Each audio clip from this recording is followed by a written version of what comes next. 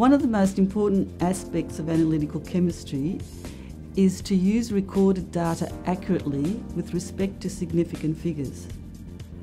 Overall, we found that students lacked a good understanding of significant figures, and this was very important in determining results and calculating their final answers. Every value that you record has a number of significant figures, meaning if you have a value 10.2, then there's 3 significant figures. So when you use that value in your calculation, you have to decide how many of those significant figures are justifiable in your final answer.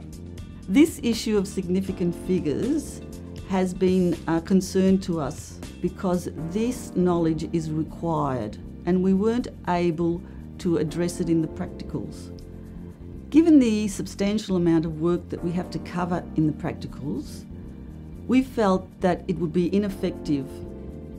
The original topic that was introduced on the PD days was the concept of the flipped classroom. So the learning and teaching team helped us to develop the idea of running an online tutorial followed by a short quiz. They encouraged us to try and use the technology skills that they imparted to us to develop a tool, and therefore we used the YouTube videos and some reading material for the students to use to cover the topic. We thought there's plenty of people out there that have made YouTube videos specific to the topic that we're trying to put across, and also to make it a bit more engaging and interesting, and there certainly is a lot of YouTube links there that are exactly that. Once we started the project, I started browsing the internet for videos. We thought there's plenty of people out there that have made YouTube videos specific to the topic that we're trying to put across. Paula and I found that there was lots of material available to us. It was just a matter of sorting through it and actually finding something that was suitable for what we wanted to impart to the students. And after having a little bit of practice, I came across a series of 4 videos that were exactly what we wanted to put across to the students. Which was excellent because we didn't have to reinvent the wheel.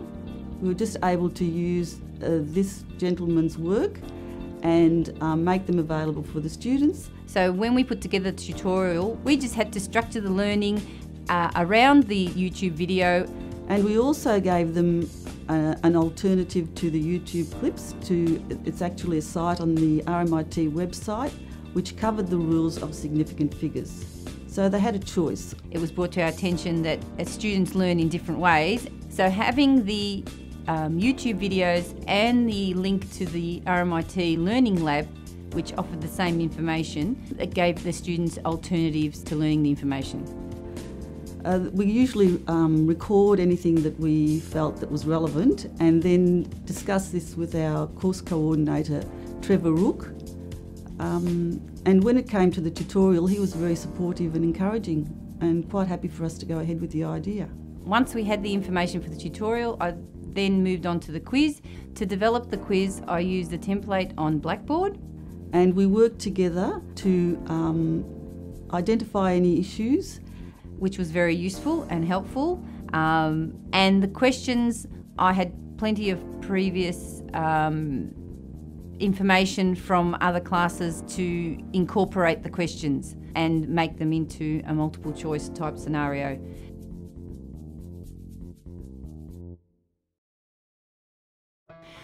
So once we had the online tutorial and quiz, we decided to put out an announcement on Blackboard. We notified the students that we will be putting this tutorial online for them to do on the Friday before the beginning of term 1.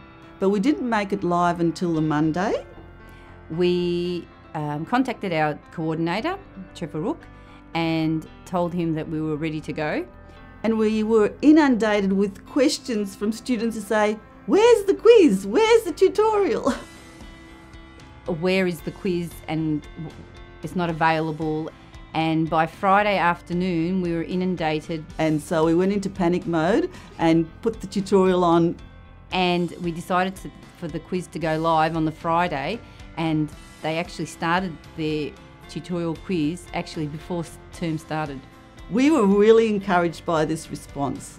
So by the end of the first week, we had something like 50% of the students completing the quiz.